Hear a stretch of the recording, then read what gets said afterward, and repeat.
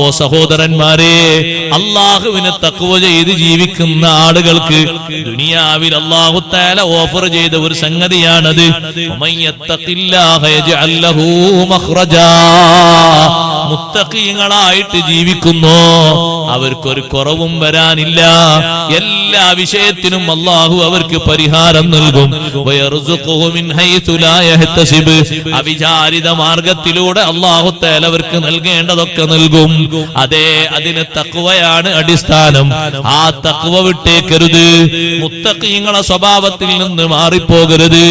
ഇബ്നു മസ്ഊദ് റളിയല്ലാഹു അൻഹു പറഞ്ഞില്ലേ, മുഅ്മിനായ മനുഷ്യന്റെ ഖൗഫ്. ഏത് രൂപത്തിലാണ് മുഅ്മിനായ മനുഷ്യന്റെ ഖൗഫ്? മുഅ്മിനായ മനുഷ്യനിൽ നിന്ന് എന്തെങ്കിലും ഒരു വൈകല്യം സംഭവിച്ചു പോയാൽ, മുഅ്മിനായ മനുഷ്യൻ അതേ ഒരു മലയുടെ താഴ്ഭാഗത്ത്, ഒരു മലയുടെ താഴ്വരയിലാണ് അവൻ ഇരിക്കുന്നത്. ആ മലയുടെ മുകളിൽ ഒരു പാറക്കല്ല്, വീഴാൻ പറ്റുന്ന പരുവത്തിൽ ഒരു പാറക്കല്ലുണ്ട്. ആ പാറക്കല്ല് എന്റെ മേല് വീണേക്കുമോ എന്ന ഒരു പേടിയോടെ മലയുടെ അടിയിൽ കഴിയുന്നവനെ പോലെയാണ് മുഅ്മിനായ മനുഷ്യൻ അവന്റെ വൈകല്യത്തെ കാണുന്നത്. സുബ്ഹാനല്ലാഹ്, മുത്തഖീങ്ങളെ ഖൗഫാണത്, മുത്തഖീങ്ങളുടെ ഭക്തിയാണത്. എന്തെങ്കിലും ഒരു വൈകല്യം സംഭവിച്ചു പോയാൽ അവരെ മനസ്സിലുള്ള പേടി, മുകളിൽ ഉള്ള പാറക്കല്ല് താഴെ വീണേക്കുമോ എന്ന പേടിയോടെ ഒരാൾ കഴിയുന്നത് പോലെയാണ് മുഅ്മിനായ മനുഷ്യൻ അവന്റെ ദുനൂബിനെ കാണുന്നത്. അതേ സമയത്ത് മുഅ്മിനല്ലാത്തവരോ, മൂക്കിന്റെ മേലെ ഒരു ഈച്ച വന്നിരിക്കുമ്പോ ആ ഈച്ചയെ തന്റെ വിരൽ കൊണ്ടൊന്ന് തട്ടിപ്പറത്തും പോലെയാണ്. അവന് ദോഷം ഒരു വിഷയമേ അല്ല, ഒരു വിഷയമേ അല്ല. അവന്റെ മനസ്സിൽ അതൊരു പ്രയാസമേ അല്ല. ഒരു ഈച്ചയെ കൈയിന്റെ വിരൽ കൊണ്ട് പറത്തിക്കും പോലെയാണ് വൈകല്യങ്ങൾ അവൻ കാണുന്നത്. മുഅ്മിനായ മനുഷ്യന്റെ ഖൗഫ്, മുത്തഖീങ്ങളുടെ ഖൗഫ് അങ്ങനെയാണ്. ഓ സഹോദരങ്ങളെ, ആ മുത്തഖീങ്ങൾക്ക്, നല്ല സൂക്ഷ്മതയോടെ ജീവിക്കുന്ന മുത്തഖീങ്ങൾക്ക് റബ്ബ് സുബ്ഹാനഹു വ തആല ഒരുപാട് അടയാളങ്ങൾ പരിശുദ്ധ ഖുർആനിൽ പറഞ്ഞിട്ടുണ്ട്. ഒന്നും വിശദീകരിക്കാൻ നമ്മുടെ സമയം പര്യാപ്തമല്ല. തഖ്വയിൽ അധിഷ്ഠിതമായ ജീവിതം കഴിവിന്റെ പരമാവധി നമ്മൾ സൂക്ഷിച്ചെടുക്കണം. അല്ലാഹുവും അവന്റെ റസൂലും പറഞ്ഞ കൽപ്പനകൾ ജീവിതാവസാനം വരെ പാലിക്കാനുള്ള കഴിവ്, അതാണ് ഏറ്റവും വലിയ തഖ്വ എന്ന് പറയുന്നത്. അവസരങ്ങൾക്കനുസരിച്ച് മാറാതെ, എത്ര പുരോഗതികളും എത്ര സന്തോഷങ്ങളും വന്നാലും മാറാതെ അടിയുറച്ച് തന്നെ സൂക്ഷ്മതയിൽ മുന്നോട്ട് പോകുന്ന ഒരു സമ്പ്രദായമില്ലേ, അതാണ് ഏറ്റവും വലിയ തഖ്വയുടെ വിശുദ്ധി. ബഹുമാനപ്പെട്ട സയ്യിദത്തുനാ ബീവി സൗദ റളിയല്ലാഹു അൻഹാ ജീവിതത്തിൽ കാണിച്ച സൂക്ഷ്മത പോലെ ഉമ്മമാരെ, എത്ര സൗകര്യങ്ങൾ മുത്തുനബി തങ്ങൾക്ക് ശേഷം വന്നിട്ട്, എത്ര സംവിധാനങ്ങൾ അധികരിച്ചു വന്നിട്ടും ഹബീബ് സല്ലല്ലാഹു അലൈഹി വസല്ലം തങ്ങൾ പറഞ്ഞ കൽപ്പനയിൽ നിന്ന് അണു അളവ് മാറാതെ വഫാത്തിന്റെ സമയം വരെ കൊണ്ടു നടന്ന ശൈലിയില്ലേ, അതാണ് തഖ്വ. ആ തഖ്വക്കാണ് ഏറ്റവും വലിയ സ്ഥാനവും ബഹുമാനവും ഉള്ളത്.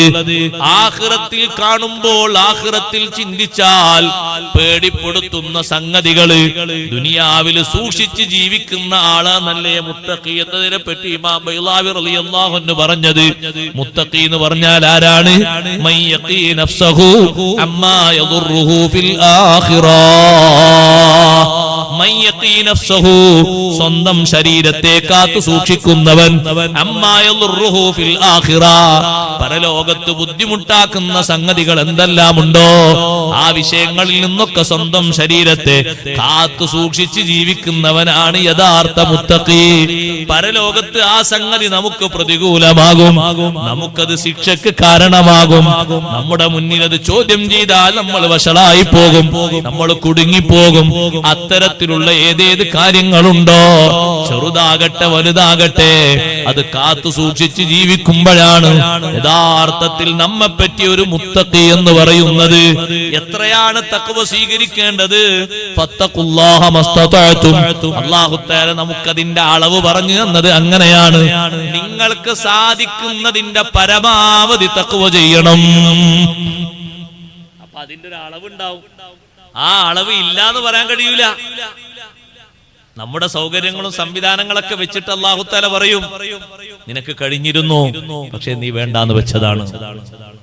നിന്നെ കൊണ്ട് കഴിഞ്ഞിരുന്നു അങ്ങനെ മുത്തഖിയായി ജീവിക്കാൻ, പക്ഷേ നീ അത് വേണ്ടാന്ന് വെച്ചപ്പോൾ നിന്റെ ജീവിതം താറുമാറായി, പല ഭാഗത്തേക്കും പോയി. തഖ്വയിൽ അധിഷ്ഠിതമായി മുന്നോട്ട് പോകാൻ നിനക്ക് കഴിഞ്ഞില്ല. നിനക്ക് സൗകര്യങ്ങൾ ഉണ്ടായിരുന്നു, സംവിധാനങ്ങൾ ഉണ്ടായിരുന്നു, അവസരങ്ങൾ ഉണ്ടായിരുന്നു, മുത്തഖിയായി ജീവിക്കാനുള്ള എല്ലാവിധ സൗകര്യങ്ങളും അല്ലാഹു തആല തന്നിരുന്നു. പക്ഷെ നീയായിട്ട് അത് വേണ്ടാന്ന് വെച്ചു. വേണ്ടാന്ന് വെക്കാനുള്ള കാരണം അഷ്റഫുൽ ഖൽഖ് സല്ലല്ലാഹു അലൈഹി വസല്ലം തങ്ങൾ പഠിപ്പിച്ചതുപോലെ സാധാരണ ഒരു മനുഷ്യന്റെ പരാജയത്തിലേക്ക് നയിക്കുന്ന വിഷയങ്ങൾ നബി സല്ലല്ലാഹു അലൈഹി വസല്ലം തങ്ങൾ എണ്ണി പറഞ്ഞു. സലാസുൻ ഹുന്ന മുഹ്ലികാത്ത്, 3 കാര്യങ്ങൾ ഒരു മനുഷ്യനെ പരാജയത്തിലേക്ക് കൊണ്ടുപോകുന്ന കാര്യങ്ങളാണ്. ആ 3 എണ്ണവും ഒഴിവാക്കേണ്ടതാണ്. വസലാസുൻ മുൻജിയാത്ത്, 3 കാര്യങ്ങൾ മനുഷ്യനെ രക്ഷപ്പെടുത്തുന്ന കാര്യങ്ങളാണ്. അതേ മനുഷ്യനെ നശിപ്പിക്കുന്ന 3 കാര്യങ്ങൾ എന്ന് പറഞ്ഞപ്പോ തങ്ങൾ എണ്ണി പറഞ്ഞു, ശുഹുൻ മുതാഅ്, വിധേയപ്പെടുന്ന രീതിയിലുള്ള പിശുക്ക്. പലതിലുണ്ട് പിശുക്ക്. പിശുക്ക് പിശുക്ക് എന്ന് പറഞ്ഞാൽ സമ്പത്തിൽ മാത്രമുള്ള പിശുക്കല്ല, പിന്നെ വിവാദത്തില് ആരോഗ്യവും സൗകര്യവും സംവിധാനം ഒക്കെ ഉണ്ടായാലും പിശുക്ക് അല്ലേ? നിങ്ങൾ നോക്ക്, ജുമുഅ നിസ്കാരം കഴിഞ്ഞാൽ സുന്നത്ത് നിസ്കരിക്കാൻ എത്ര ആളുണ്ടാവും? ആരോഗ്യമില്ലാത്തതുകൊണ്ടാ, ഒഴിവില്ലാത്തതുകൊണ്ടാ, കഴിവില്ലാത്തതുകൊണ്ടാ നമ്മൾ പിശുക്കി. ഇനി സുന്നത്ത് നിസ്കരിക്കുകയാണെങ്കിൽ തന്നെ ഒരു അത്തഹിയാത്തൊക്കെ ചൊല്ലിയിട്ട്, ഒരു സ്വലാത്തൊക്കെ ഒന്ന് ചൊല്ലിയിട്ട്, ഒന്ന് വഅലാ ആലി സയ്യിദിനാ മുഹമ്മദിൻ എന്നൊരു ആലിന്റെ സുബേലുള്ള സ്വലാത്തല്ല നമുക്ക് പിശുക്ക്. ഇതാപ്പ റമളാൻ വരാൻ പോകുന്നു. റമളാനില് മുമ്പൊരാളോട് ചോദിച്ച പോലെ കഴിഞ്ഞ റമളാനില് ഏതെങ്കിലും തറാവീഹിന്റെ ഈ 2 റക്അത്തിൽ ഏതെങ്കിലും ഒരു റക്അത്തിൽ വജ്ജഹത്ത് ഓതിയെന്ന് ചോദിച്ചപ്പോ വജ്ജഹത്ത് ഓതാനും നേരം കിട്ടിയില്ല എന്ന് പറഞ്ഞു.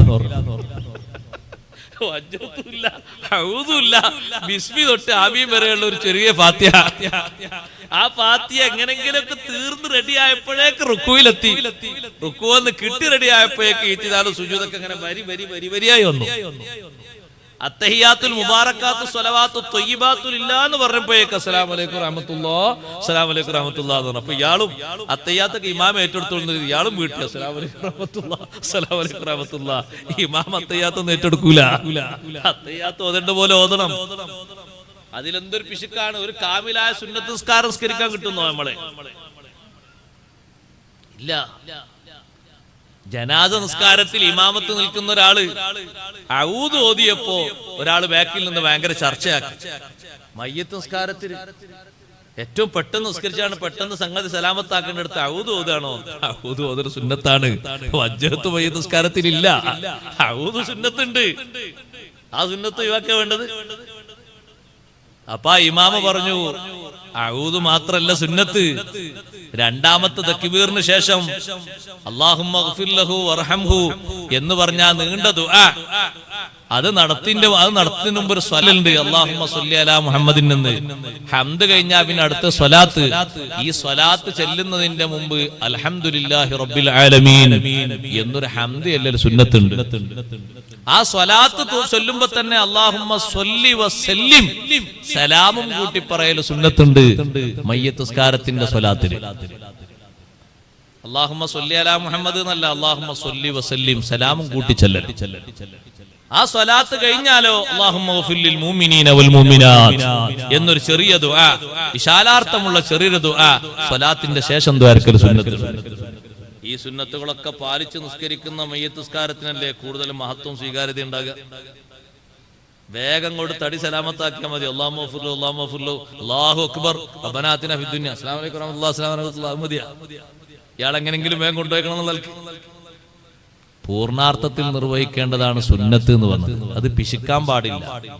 ഹസ്സിനൂ നവാഫിലക്കും, ഹബീബ് സല്ലല്ലാഹു അലൈഹി വസല്ലം പഠിപ്പിച്ചു, നിങ്ങൾ നിർവഹിക്കുന്ന സുന്നത്തുകളെ ഭംഗിയാക്കി നിർവഹിക്കണം. ഫബിഹാ തുക്മലു ഫറായിദുക്കും, നിങ്ങളെ ഫർളുകൾക്കുള്ള പൂർത്തീകരണം നൽകപ്പെടുന്നത് സുന്നത്ത് കൊണ്ടാണ്.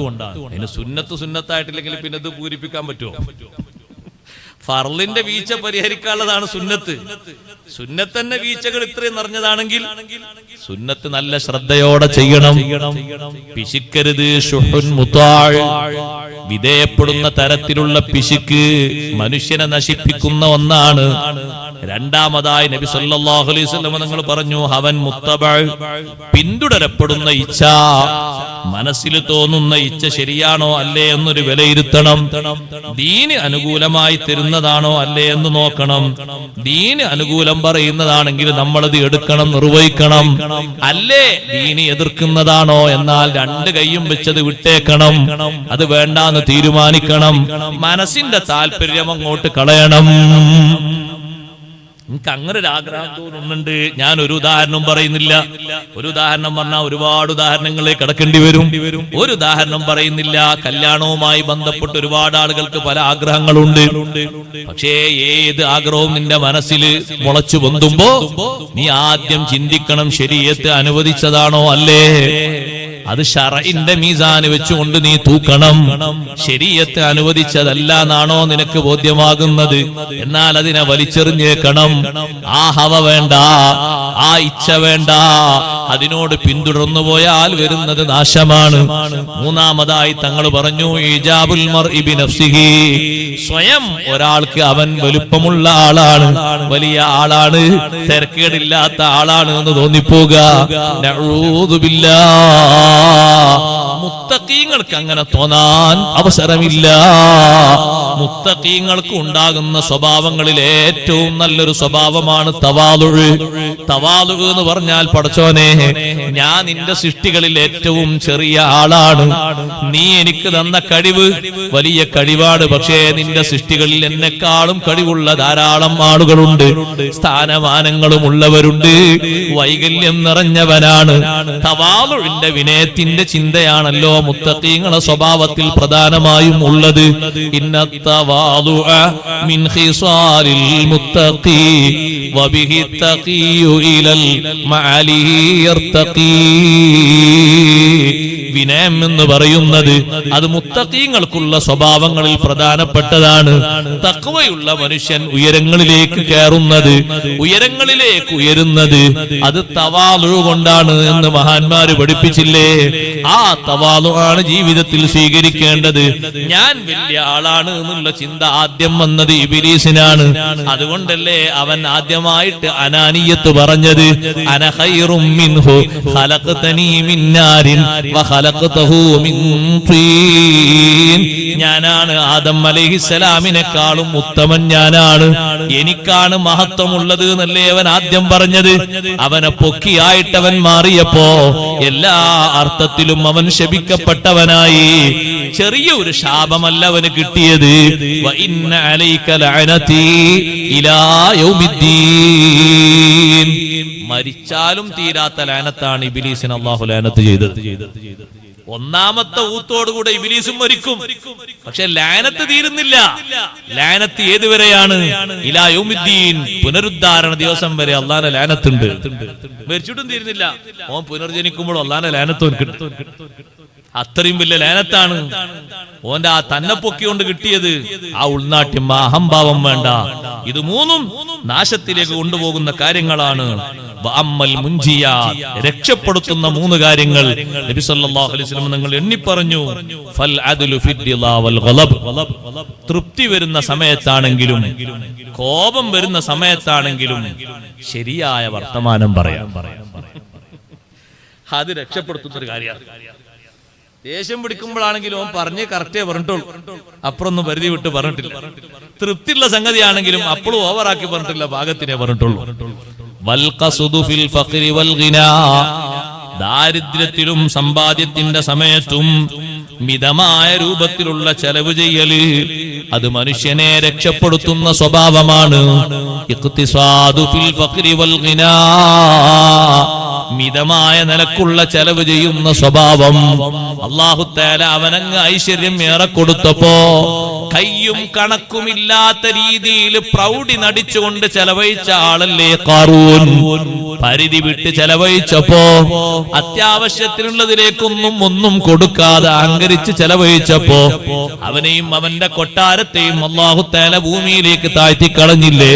അവന്റെ സമ്പത്ത് കൊണ്ട് ആർക്കെങ്കിലും ഒരാൾക്കൊരു ഉപകാരം വരണ്ടാന്ന് കരുതിയിട്ട് കോടിക്കണക്കിന് സൂക്ഷിച്ച കൊട്ടാരത്തെയും ഭൂമിയിലേക്ക് അല്ലാഹു ആഴ്ത്തിയില്ലേ? ഫഖസഫ്നാ ബിഹി വബിദാരിഹിൽ അർളാ. ദാരിദ്ര്യ സമയത്തും ഐശ്വര്യ സമയത്തും മിതമായ രീതിയിലുള്ള ചെലവ് ചെയ്യൽ. വിശദീകരിക്കാനുണ്ട്, സമയം മതിയാകൂല. വഖശിയത്തുല്ലാഹി അസ്സ വജല്ല ഫിസ്സിർരി വൽ അലാനിയ. രഹസ്യത്തിലും പരസ്യത്തിലും അല്ലാഹുവിനെ പേടിച്ചുകൊണ്ട് ജീവിക്കുക. അതൊരു മനുഷ്യനെ രക്ഷപ്പെടുത്തുന്ന 3 വിഷയങ്ങൾ എണ്ണിപ്പറഞ്ഞപ്പോ ഹബീബ് സല്ലല്ലാഹു അലൈഹി വസല്ലം എണ്ണിപ്പറഞ്ഞ 3ാമത്തെ കാര്യമാണ് ഖശിയത്തുല്ലാഹി ഫിസ്സിർരി വൽ അലാനിയ. സ്വകാര്യത്തിലും അതുപോലെ തന്നെ ഒറ്റക്കാണെങ്കിലും പരസ്യമായിട്ടാണെങ്കിലും പടച്ചവനെ പേടിക്കുക. അതൊരു പ്രധാനപ്പെട്ട സംഗതിയാണ്. റബ്ബ് സുബ്ഹാനഹു വ തആല ഇതൊക്കെ പാലിച്ച് തഖ്വയിൽ അധിഷ്ഠിതമായ ജീവിതം നയിക്കാൻ അല്ലാഹു നമ്മെ എല്ലാവരെയും സഹായിക്കുമാറാകട്ടെ. മുത്തഖീങ്ങളിൽ അല്ലാഹു തആല നമ്മെ ഉൾപ്പെടുത്തി അനുഗ്രഹിക്കുമാറാകട്ടെ. ബഹുമാനപ്പെട്ട ഇബ്നു ഹജർ ഹൈതമി റളിയല്ലാഹു അൻഹു സവാജിറിൽ കൊണ്ടുവന്ന ഒരു സംഭവം, ചെറിയ ഒരു സംഭവം ബർക്കത്തിന് വേണ്ടി പറഞ്ഞ് ഞാൻ എന്റെ വാക്കുകൾ ഉപസംഹരിക്കുന്നു. അല്ലാഹു സുബ്ഹാനഹു വ തആല നമ്മുടെ ഈ മജ്ലിസ് നല്ല സദസ്സായി അല്ലാഹു നമ്മിൽ നിന്ന് ഖബൂൽ ചെയ്യുമാറാകട്ടെ. നല്ല റാഹത്തുള്ള സമയമാണ്. നല്ല മഴയൊക്കെ കിട്ടിയില്ലേ അല്ലേ? ഒരു തരി പോലും ചൂടില്ല. എന്തൊരു സന്തോഷം. മറ്റേ ചൂട് കൂടുതലാണ്, അവിടെയൊക്കെ ഫാൻ ഫിറ്റ് ചെയ്യണ്ട, ഒന്നും ആവശ്യമില്ല. നല്ല റാഹത്തിൽ നല്ല കുളിർമുള്ള സമയം അല്ലേ? മഴ പെയ്തിട്ട് നിങ്ങൾ ബുദ്ധിമുട്ടായില്ലല്ലോ? ഇല്ല, ബുദ്ധിമുട്ടൊന്നുമില്ല. അല്ലാഹു തആല നമുക്ക് അനുകൂലമായ അവസ്ഥയിലാക്കി തരട്ടെ. നിങ്ങൾ നോക്ക്, അബ്ദുല്ലാഹി ബിൻ സൈദ് റളിയല്ലാഹു അൻഹു പറയാണ്, സ്വഹാബിമാരിൽ ഒരു മഹാനാണ് അബ്ദുല്ലാഹി ബിൻ സൈദ് റളിയല്ലാഹു അൻഹു. മഹാനവർകൾ പറയുന്നു, ഞാൻ മഖ്ബറയുടെ അടുത്തുകൂടെ പോകുമ്പോ, മഖ്ബറയുടെ അടുത്തുകൂടെ ഒരു ഖബർസ്ഥാന്റെ അടുത്തുകൂടെ പോകുമ്പോ ഒരു ഖബറിൽ നിന്നൊരു മനുഷ്യനെ പുറത്തേക്ക് വലിച്ചിട്ടുന്നു.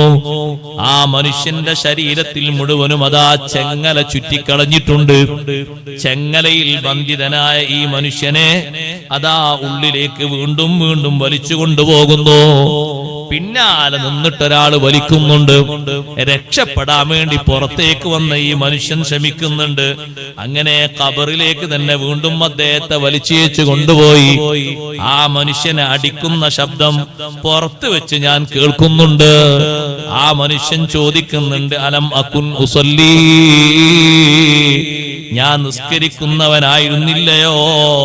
അലം അകുൻ അഗ്തസിലു മിനൽ ജനാബ, ഞാൻ ജനാബത്തിൽ നിന്ന് കുളിക്കാറുണ്ടല്ലോ, കുളിക്കുന്നവനായിട്ടില്ലേ? അലം അകുൻ നസൂമു, ഞാൻ നോമ്പ് നോൽക്കുന്നവനായിട്ടില്ലേ? ജീവിതത്തിൽ ചെയ്ത സുഹൃതങ്ങൾ ഓരോന്നും ഓരോന്നും എണ്ണി എണ്ണി എണ്ണി പറയുന്നു.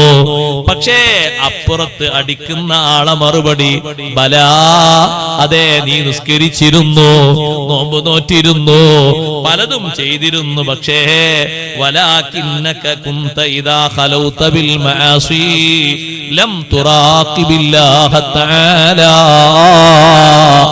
ഒറ്റക്ക് ദോഷം ചെയ്യുന്ന സമയത്ത് അല്ലാഹു നിന്നെ നോക്കുന്നുണ്ട് എന്നൊരു ചിന്ത, അല്ലാഹു നിന്നെ നിരീക്ഷിക്കുന്നുണ്ട് എന്നൊരു ചിന്ത നിനക്ക് വന്നില്ലല്ലോ.